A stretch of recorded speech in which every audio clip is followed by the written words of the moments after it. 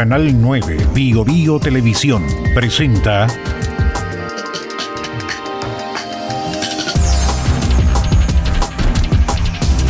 Frente Regional.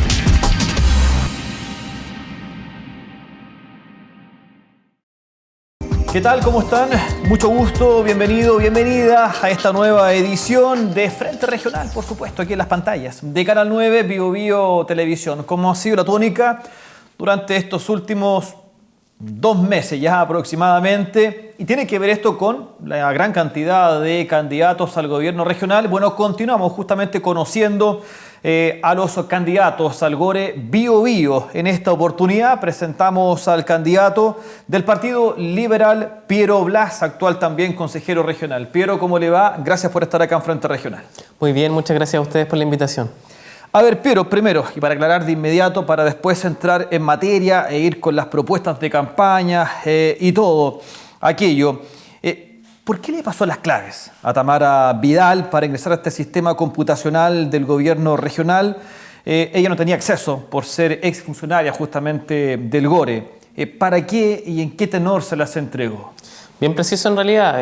Solicité en algo súper puntual, en un contexto de, te diría que hasta, entre comillas, confianza con una persona que trabajó en el gobierno regional, que se autodenunció mucho antes de que todo esto fuera tema en los medios de comunicación, y que a mi parecer se ha generado una persecución hacia ella precisamente por realizar esta denuncia, primero a las instituciones correspondientes, Contraloría y Fiscalía, e incluso la causa que se le está en este momento imputando delitos son las causas en las que el gobernador presentó las querellas correspondientes.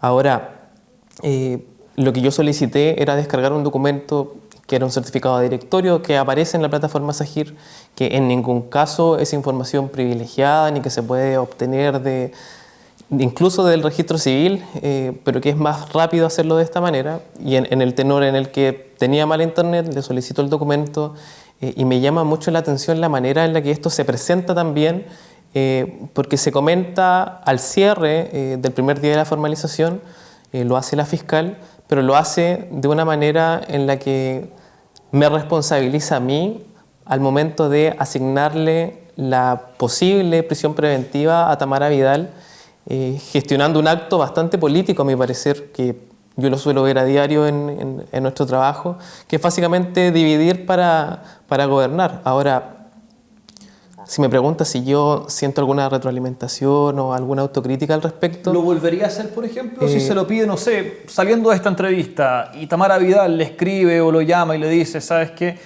Necesito una clave nuevamente para ingresar. ¿Lo haría de nuevo? En ningún caso, menos la manera en la que esto se presentó, porque la fiscal no dice que yo se lo solicité. La fiscal dice todo lo contrario, que ella pidió esta cuenta para poder acceder y también lo transforman en que se aproximaba a su formalización y que por eso tenía que prepararse, pero en ningún caso tampoco la plataforma tiene información que no esté, por ejemplo, en la investigación.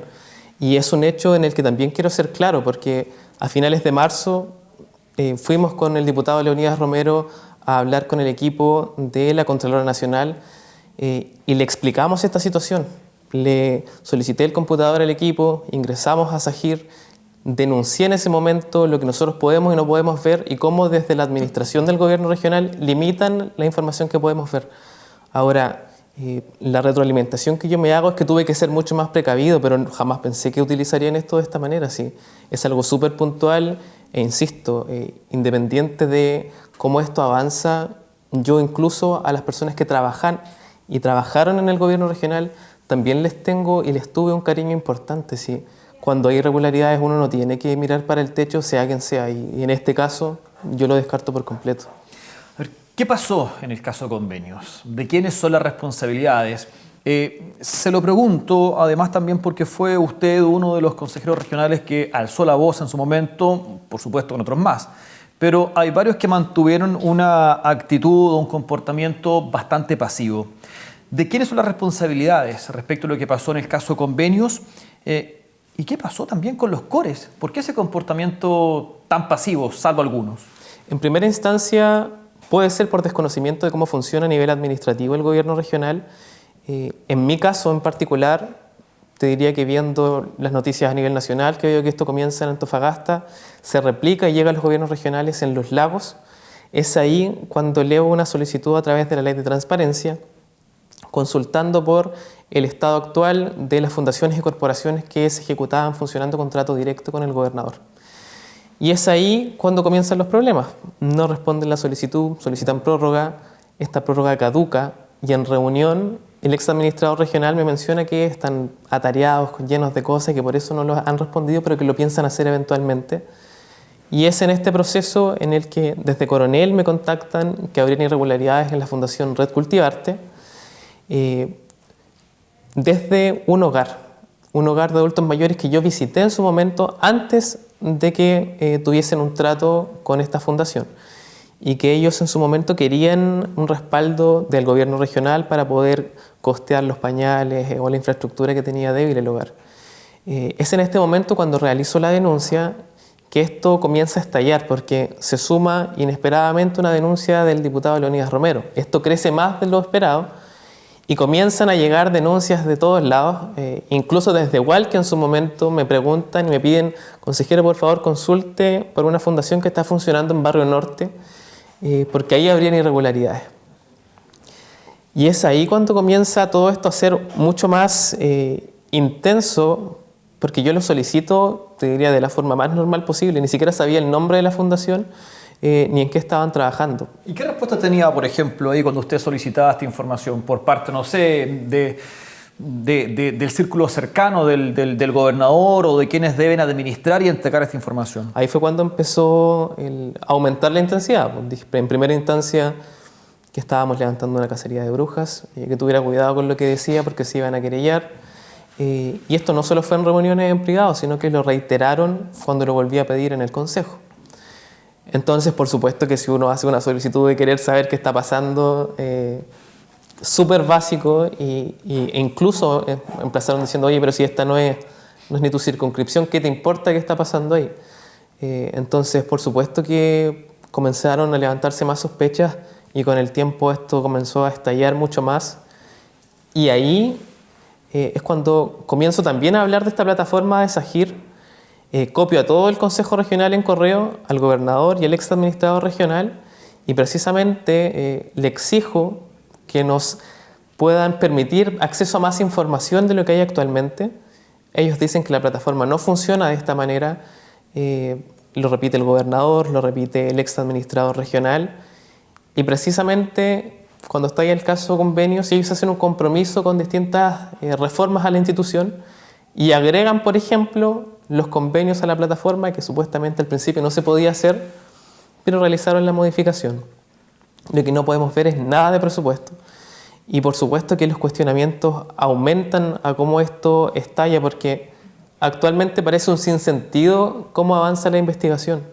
A la fecha no existe ninguna contraparte financiera ni funcionario del gobierno regional del área de presupuestos que se encuentre citado a declarar, que se encuentre imputado en alguna causa, sino que se persigue a personas que realizaron una labor técnica que era básicamente generar los hitos. Por ejemplo, cuando tú tienes que ir a ejecutar un proyecto, te dicen en tal fecha tú haces esto, sacas fotos de lo que se realizó o no se realizó, pero ellos no reciben ni pasaron por sus manos nunca los presupuestos, que es lo que se está cuestionando en este momento.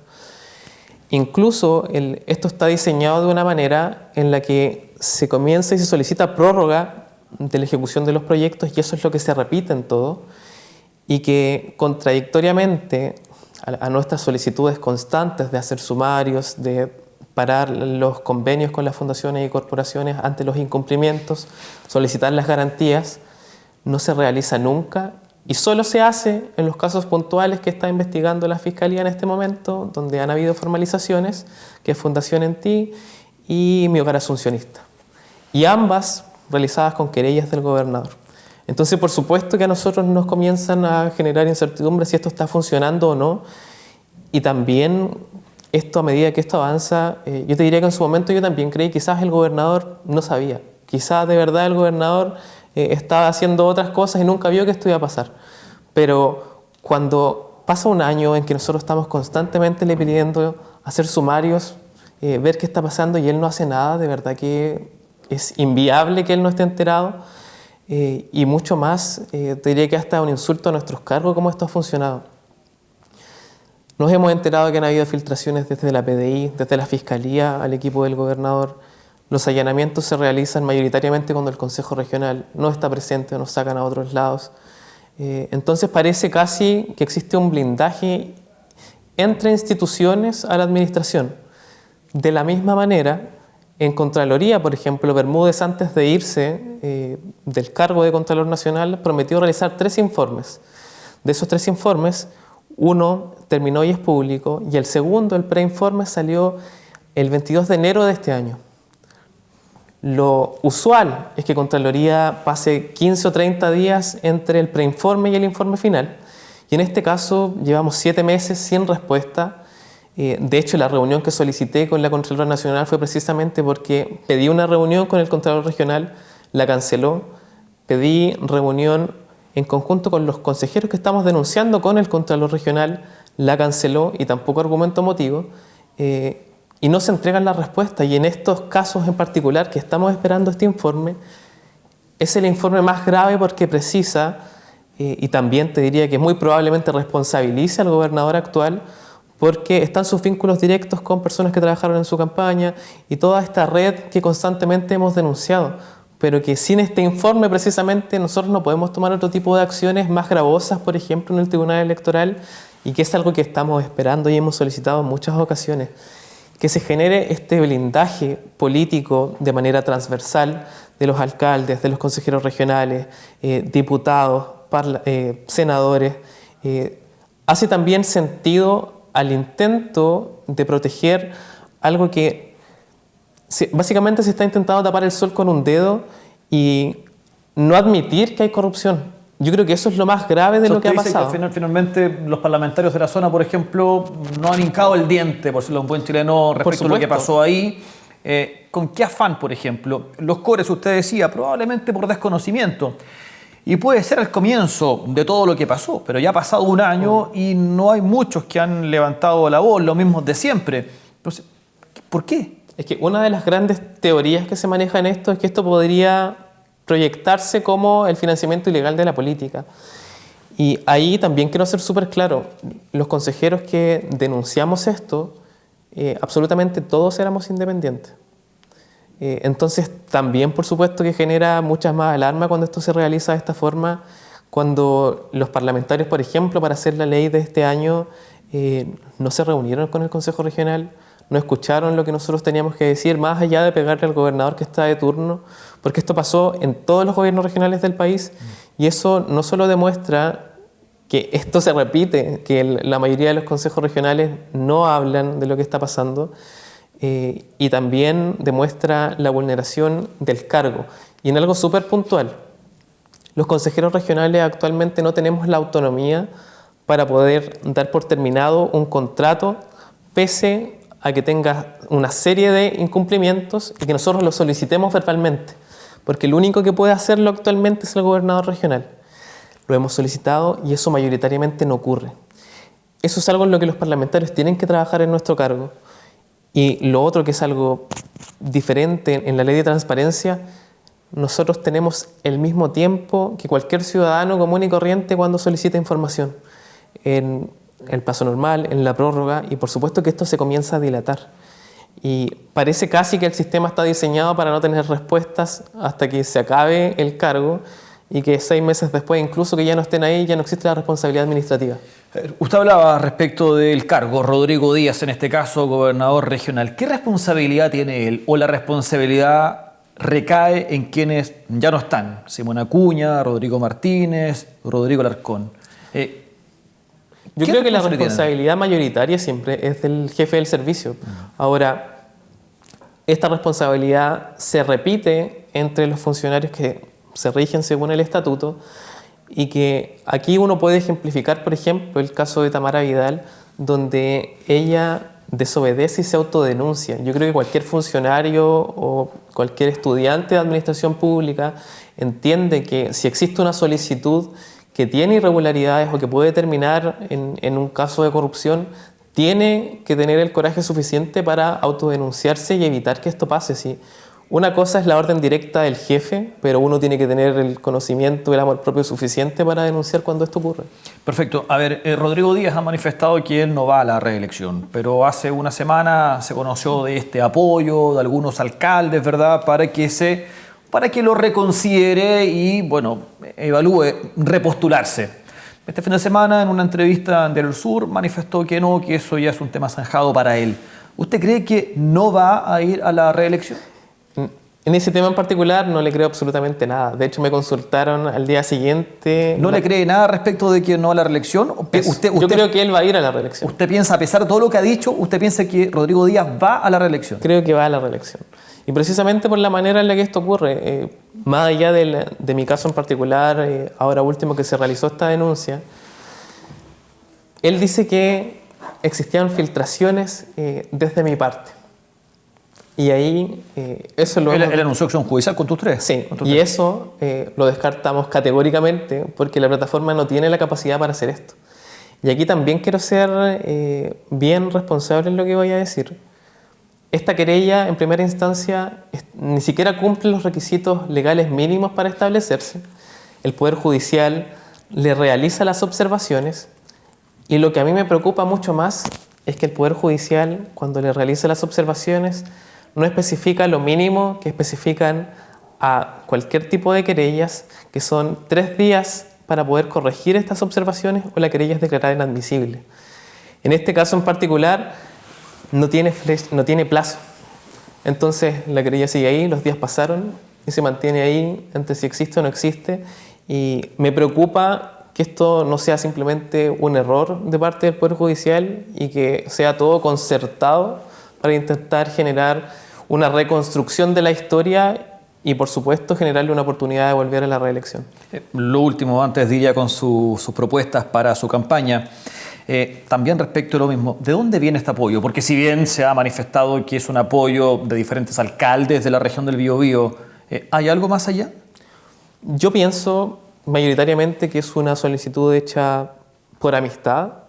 Pero ¿de los alcaldes o también de otros? Del universo político. Okay. Pero de la misma manera, siendo más crítico con el actuar, el gobernador no fiscaliza los recursos que se entregan a ninguna institución. Nosotros lo hemos solicitado en reiteradas ocasiones a través de crear comisiones de seguimiento de los proyectos.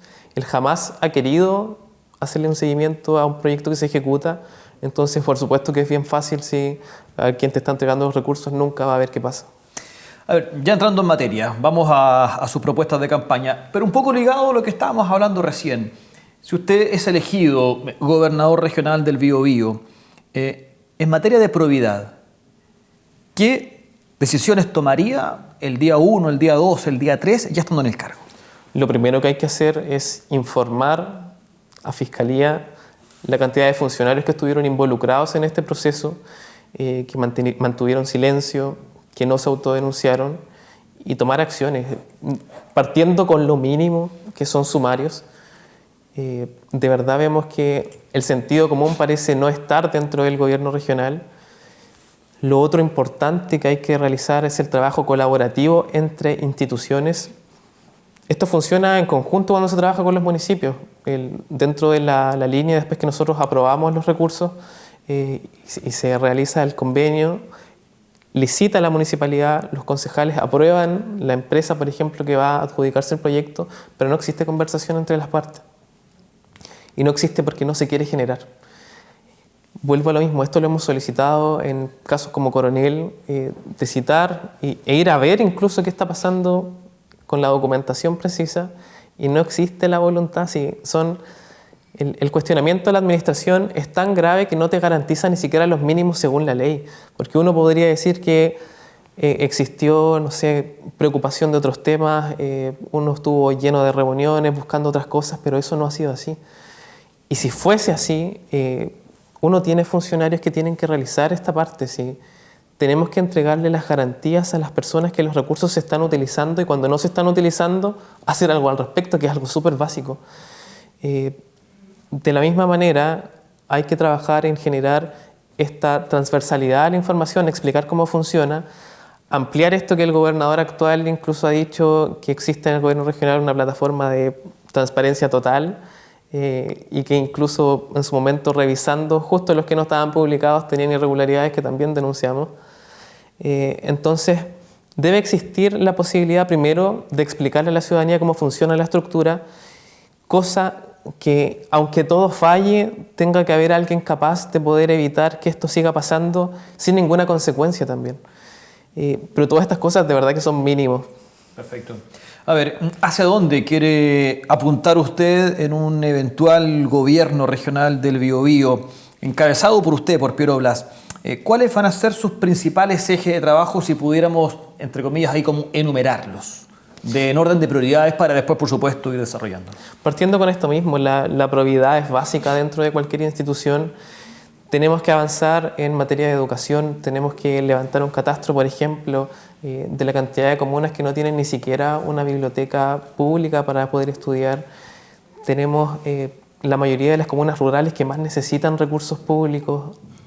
Extrañamente reciben pocos recursos del gobierno regional y se argumenta muchas veces en la capacidad técnica que tienen la mayoría de los grandes municipios, pero es la voluntad de la autoridad de turno a quien le entrega más o menos recursos. Y por supuesto que ahí también actualmente existe una visión electoral de que las mayores poblaciones posiblemente puedan votar más por tal persona, pero cuando esto se realiza con esta manera de proyectar una candidatura personal, se dejan de lado, por ejemplo, a todas las personas que están sin agua potable, sin electricidad, a las personas que viven en las islas, que actualmente, como la población es poca, ni siquiera se fiscaliza constantemente cómo se están utilizando los recursos y se deja de lado la cantidad de trayectos que hay que hacer.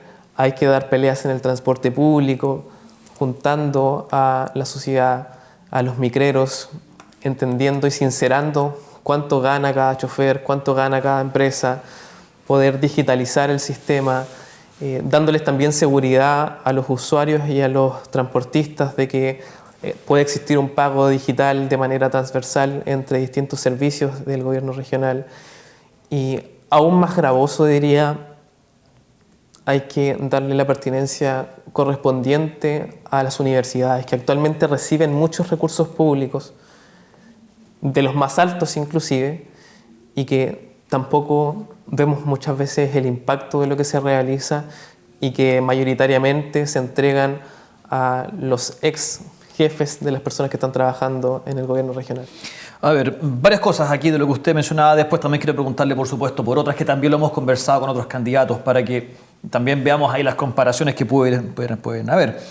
Comunas rurales. Hay comunas que tienen vasto territorio, pero a lo mejor no con tanta población, pero sí en el territorio. Santa Juana, Florida, vamos a la provincia de Biobío, por ejemplo, hacia Alto Biobío, Antuco, en fin.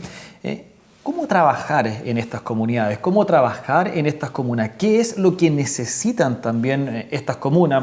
Ahora recientemente se inauguró una cancha hacia Alto Biobío, una cancha de fútbol, que claro, en materia deportiva es importante, pero al margen de aquello, ¿qué otras necesidades también tienen estas comunas, considerando lo que yo le decía? Santa Juana, gran territorio, lo mismo que la comuna, por ejemplo, Florida, en fin, Quilaco.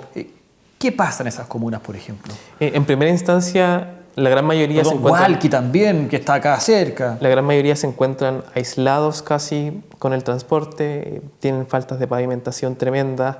Hay que identificar cuál es el mayor sector productivo de cada comuna y potenciarlo trabajando directamente con las instituciones de educación superior, siendo bien simple en el ejemplo. Hualqui, por ejemplo, es líder en la exportación de manzanas. Paradójicamente tienen del logo un choclo que no tiene mucho sentido, sí. Pero esto se puede bajar y se puede realizar. Y el impacto que tiene y el agradecimiento también de las personas es súper diferente. Y aquí también quiero ser claro con las comunas que son más alejadas, hasta con Coronel te diría, lo que te dicen las personas que son de mi edad o menor, y que me molesta, incluso he escuchado, me da vergüenza decir que soy de acá. Yo prefiero decir que soy, no sé, los de Hualqui, de Chiguayante, de Coronel, soy de Concepción y así. Y eso es porque existe también un estigma, porque no se ha trabajado de la manera oportuna o no se ha querido hacer frente a lo que está ocurriendo.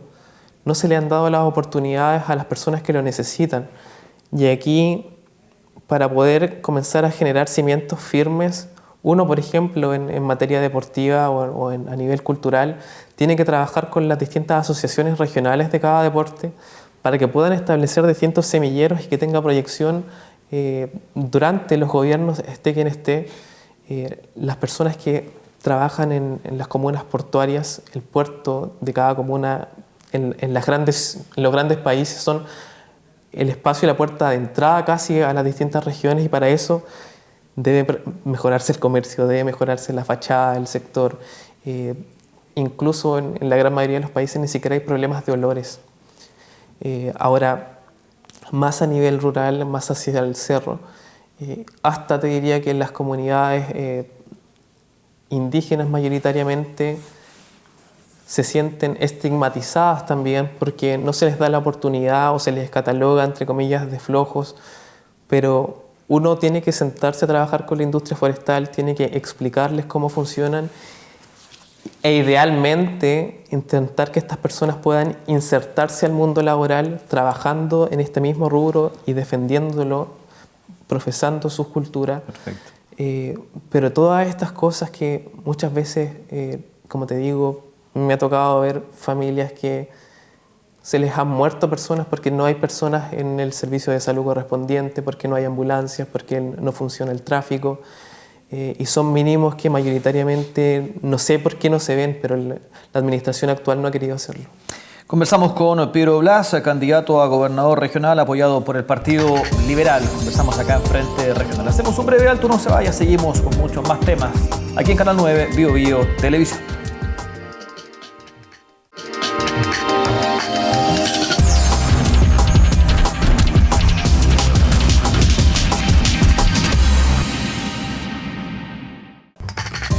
Bien, seguimos acá en Frente Regional por las pantallas de Canal 9, Bio Bio Televisión, conversando con uno de los candidatos a gobernador regional, esta vez apoyado por el Partido Liberal. Me refiero al actual consejero regional Piero Blas. En materia de educación, usted también lo mencionaba como cuestión importante, la situación, por ejemplo, de falta de bibliotecas. ¿Cómo hace frente también al tema educacional acá en la región del Biobío, considerando la complicación que hay en diferentes establecimientos respecto de la infraestructura, que también es un tema importante? ¿Cómo hace frente, por ejemplo, a que comienza a llover y las clases deben suspenderse?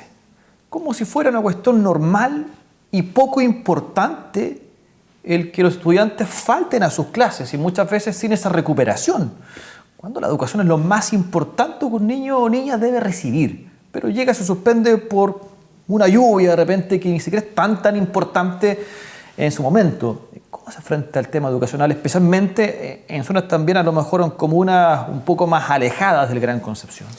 Los municipios en primera instancia, cuando los alcaldes tienen la figura de sostenedores de cada servicio, han sido bien irresponsables en la manera de administrar porque saben que los departamentos de educación municipal tienen una laxitud en cuanto al mover recursos y de verdad que eso se paga con la mala calidad de la educación de los chicos. Hemos tenido en distintos sectores de la región ratones en los colegios, no han tenido electricidad en los colegios.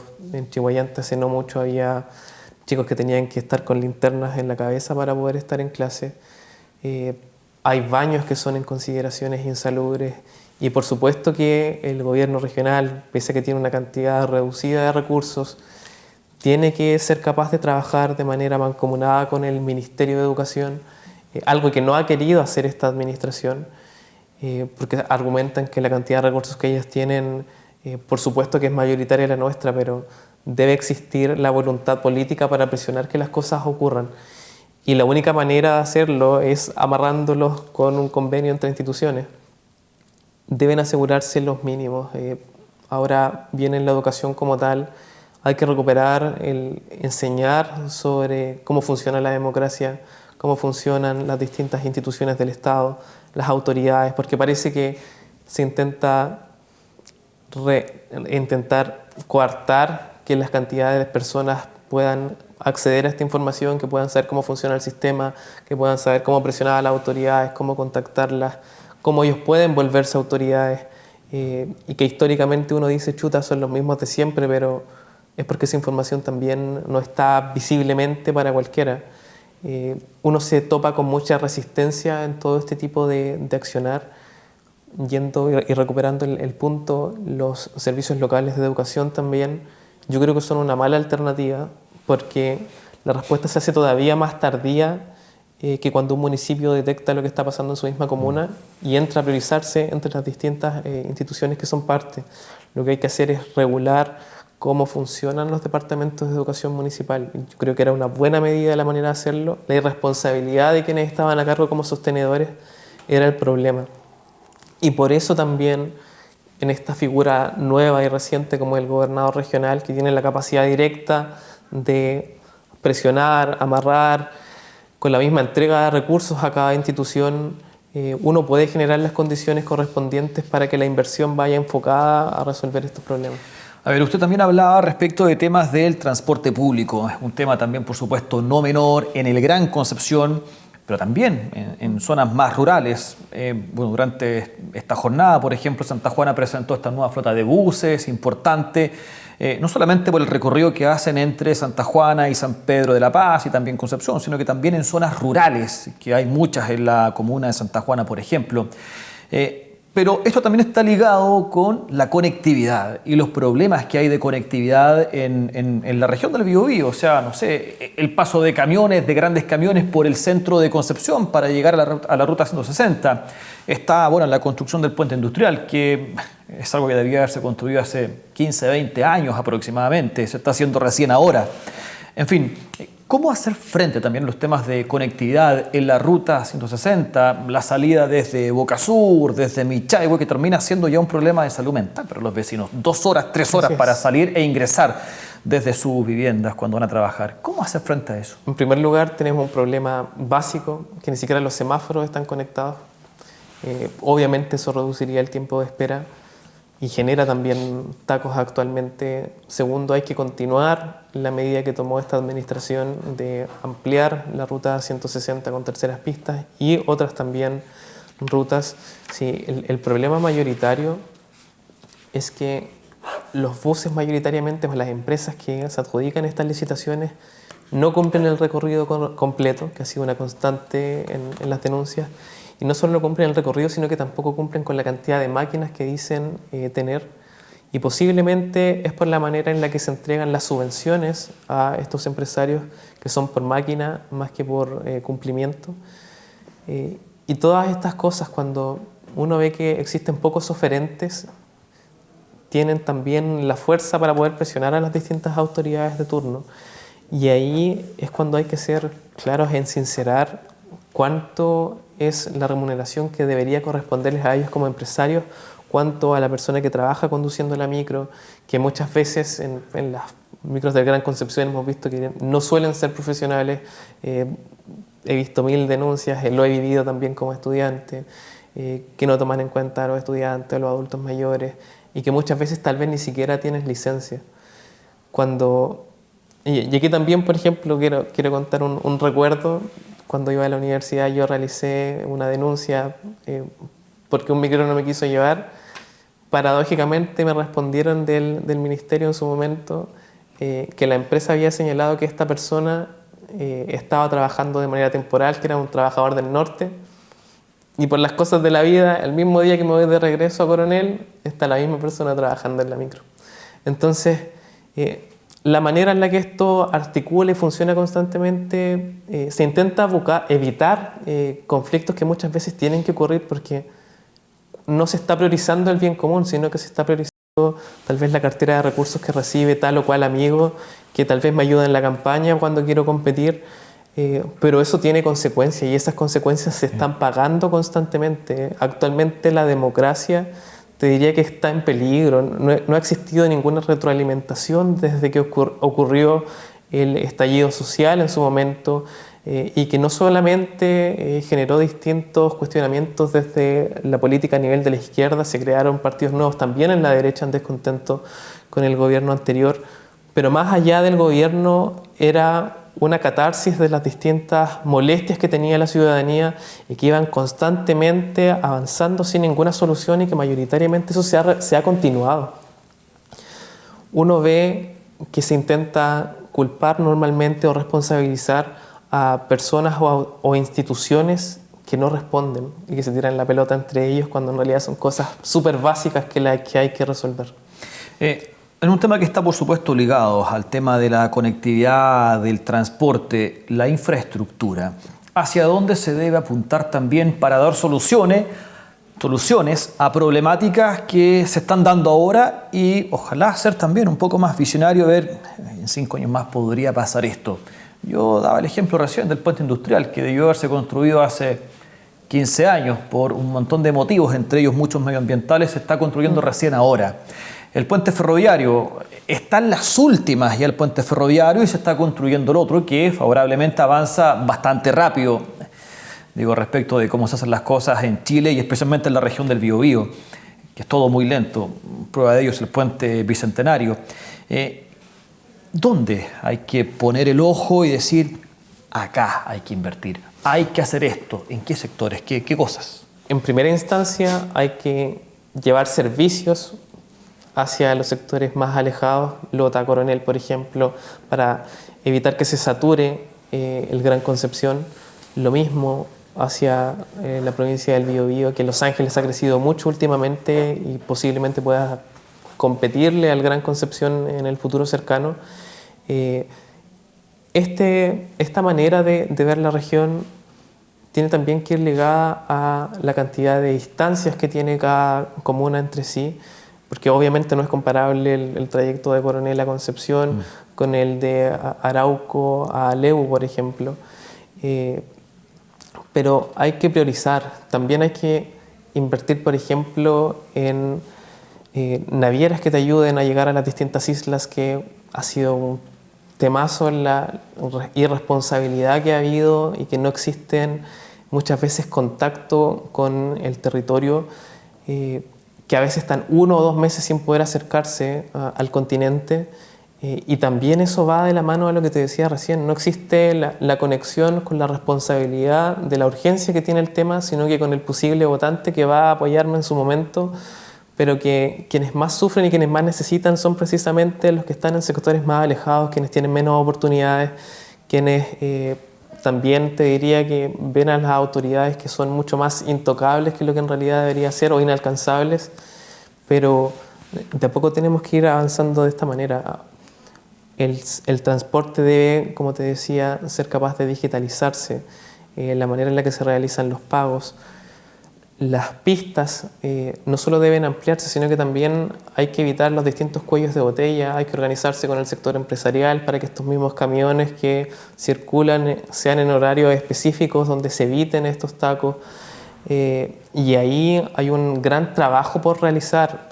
En el mismo puente Amdel que se tiene que construir, que por supuesto va a descongestionar la ruta 160, porque mayoritariamente... Que también estamos hablando de ese puente hace mucho tiempo. Los camiones que vienen hacia acá suelen ser los del Parque Industrial de Coronel o los del mismo puerto de Coronel, que en esto buscarían una vía alternativa.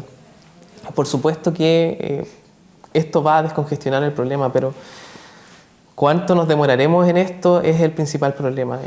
Y para eso, desde el gobierno regional, uno puede presionar, uno tiene que ser la voz correspondiente, pero también se requiere de la voluntad del gobierno que esté de turno. Algo que por supuesto está ligado a lo que estábamos conversando recientemente. ¿Cómo ve usted a la región del Biobío? ¿Cuál es su principal identidad o las principales? ¿Cuál es la historia de la región del Biobío en su desarrollo económico, por ejemplo? Que también, por supuesto, es bastante importante. A lo mejor le puedo yo dar una directriz industrial. Esa es la historia de la región del Biobío. ¿Debiera enfocarse la región del Biobío en mantener esta historia, esta identidad, ser un polo industrial que, por supuesto, ha traído muchos réditos a la región del Biobío, como desarrollo profesional también de mucha gente, en fin? ¿Debiera mantenerse esto o debiera empezar ya a apostarse a otras cosas también como algo importante? Hay que saber planificarlo. definir qué comunas van a ser potencialmente industriales, qué comunas van a ser mayoritariamente turísticas, qué comunas van a ser agrícolas, cuáles van a ser forestales, dónde prioriza la pesca. Todo esto hay que sentarse a definirlo y es un trabajo que actualmente no se ha hecho. Incluso podría llamarse fuerza región, donde cada comuna cumple un distinto rol, y evitemos la sobrecarga a comunas que actualmente...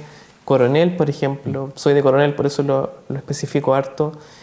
Coronel está saturado con empresas y paradójicamente las empresas no trabajan mancomunadamente con las instituciones del Estado por corrupción. Entonces, cuando tenemos autoridades que mayoritariamente intentan, por sacarse la foto, decir que hicieron tal cosa cuando en realidad lo hizo un privado y el privado después se topa con sorpresas, que muchas veces hay duplicidad de acciones, no se genera esta cercanía. El privado debe trabajar constantemente con el Estado para que ambos crezcan. Uno identifique las necesidades y el otro es capaz de capitalizarlas. No son polos diferentes. El empresariado es una parte importante en el desarrollo de la región.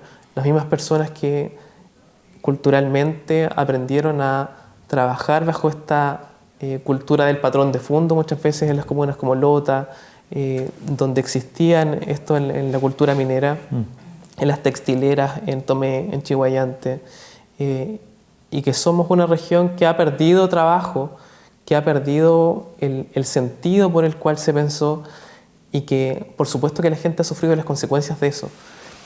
Yendo a lo mismo, las industrias forestales se están yendo de la región del Biobío. Uno puede hacerle muchas críticas a la industria forestal, pero la industria tampoco ha sido capaz de saber cómo comunicar lo que ellos hacen. Me ha tocado conversar con muchos representantes del sector empresarial donde les he dicho, ¿y ustedes qué hacen en tal comuna? Y resulta que hacen harto, pero no lo comunican. Y ese es el gran problema. Ahora, yendo a las grandes iniciativas también, una forma importante en la que nosotros podemos darle y recuperar la credibilidad en la política y en las empresas es también que se transparenten lo que aportan, por ejemplo, iniciativas como el REC, el Rally, que son megaproyectos, pero que muchas veces no tenemos la capacidad de dimensionar cómo se hacen ni cómo se mide. Porque actualmente, por ejemplo, el Rally sí trae mucho turismo, reactiva los distintos sectores, pero las instituciones que están ejecutándolo, como Cernatur, es la misma institución que te dice después cómo le fue. Entonces tampoco existe un contrapeso de poder medir qué es la realidad. Perfecto. Piro Blas, candidato a gobernador regional del Biobío, apoyado por el Partido Liberal. Muchas gracias por haber estado acá en Frente Regional. Muy amable. Muchas gracias. Usted también, por supuesto, muchas gracias por su sintonía en esta nueva edición aquí en Canal 9 Biobío Televisión. Que estén muy bien. Hasta la próxima. Chao, chao. Canal 9 Biobío Televisión presentó